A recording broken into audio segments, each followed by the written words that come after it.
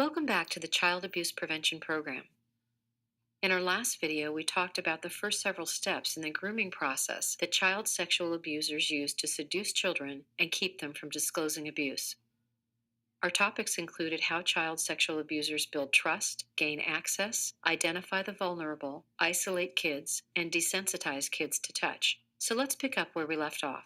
Child sexual abusers introduce intimacy as they begin to move the conversation from professional to personal and from general to sexual.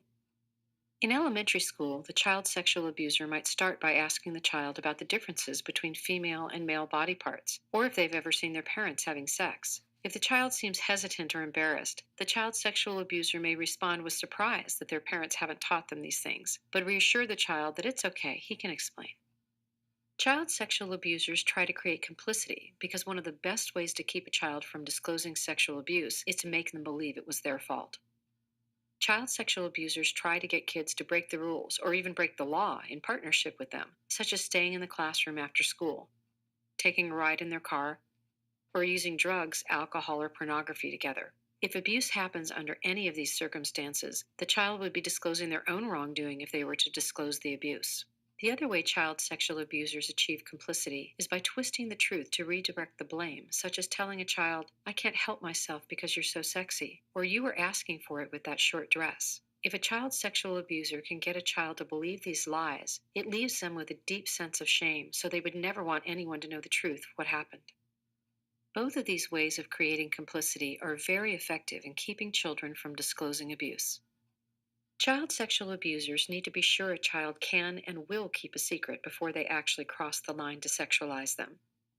So they'll start by breaking rules and boundaries that are fairly insignificant at first, something they could easily talk their way out of if the child told. They'll wait to see if they're confronted by a parent or a supervisor, and if not, they'll move forward to break a more significant boundary. If they're confronted, they'll make their excuses and remove that child from their short list of potential victims. They don't want to run the risk of being caught, which is why they're constantly testing the waters along the way. And every time a child keeps a secret, they're less likely to tell the next secret, even if it's worse, because they're ashamed that they didn't tell before. Silence is absolutely necessary. Without it, child sexual abusers can't continue, so they will do anything to maintain it. The foundation for creating silence is built through many of the steps we've discussed, but once a child sexual abuser crosses the line and molests a child, they must actively enforce the silence. Sometimes they'll play on the heartstrings of a child and say, "I'll get in trouble if you tell," but most of the time, outright threats are used to maintain silence. These threats are age specific and chosen to create enough fear to ensure the child doesn't tell. Threats used to create fear in young children include, "I'll kill your dog," or "Your parents won't want you anymore." Whereas in middle school and high school, child sexual abusers are more likely to use threats of molesting younger siblings or posting nude photos they've secretly taken on the internet. If necessary, child sexual abusers will use physical violence or weapons to make their point.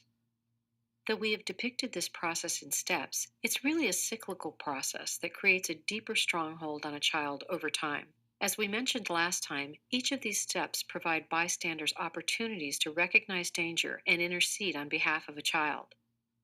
However, a research study found that only 11% of educators say that they would report a colleague who they thought was sexually abusing a child. What would you do?